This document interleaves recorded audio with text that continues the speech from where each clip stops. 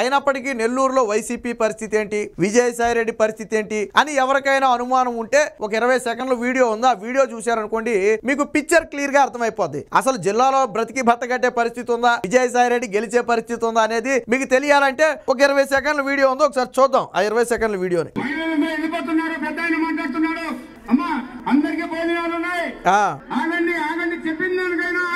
అది పరిస్థితి. ఇది ఇక్కడ పిలుస్తున్నారు చూడండి చేతులు పెట్టి. సో మ్యాటర్ అర్థమైంది కదా.